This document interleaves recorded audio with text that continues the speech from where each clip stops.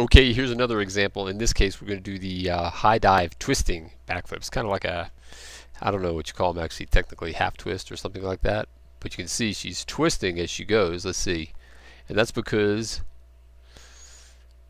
of this arm, her right arm. See how it's pulled in like that? So just like those skaters.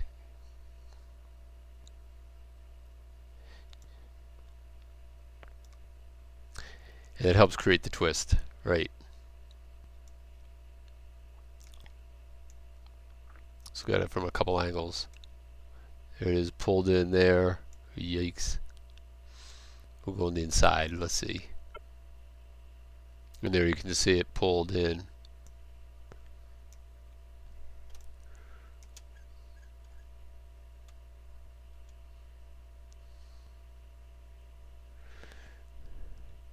Like that. So basically I have it designed now so I can just make sims all day long.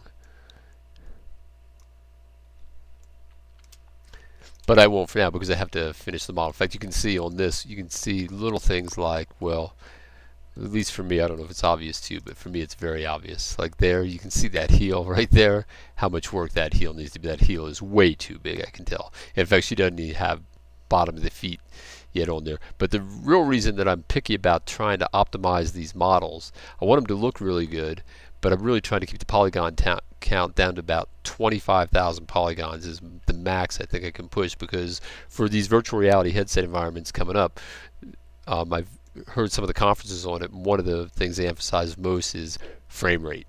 You know, better than resolution is frame rate to really achieve these virtual reality effects that make them feel comfortable to the user. So that's why it's really important. And I'm fairly unconventional in the way that I work with just about everything I do in 3D, and one of the things I typically don't do is I'm not a fan of texture maps. I never have been, and if you know, I know they serve a really valuable purpose.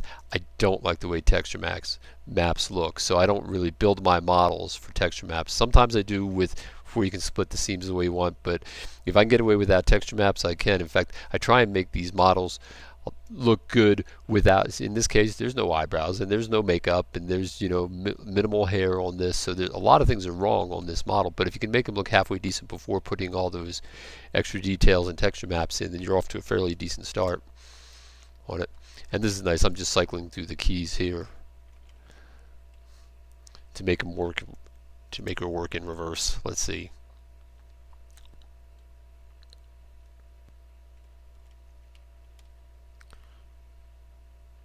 So it's fairly quick. I'm down to about 15 frames a second on this. If I didn't have those, accidentally have two heads in the scene on this model, which I do, then I'm up to, then this is still moving almost 20 frames per second when I don't have those two heads in there. So performance is reasonable. I have to have at least 30 frames per second.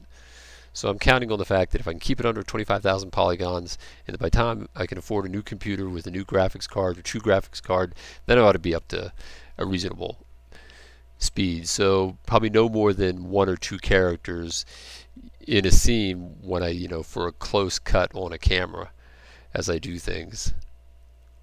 And then my level of detail drop down after that for doing a lot of people in the scene. But so I'll be doing this, I'll be doing track and field events, I'll be doing all kinds of gymnastic, athletic events, or just athletic events in general, because that's the kind of stuff I really like. Alright, see you in the next video.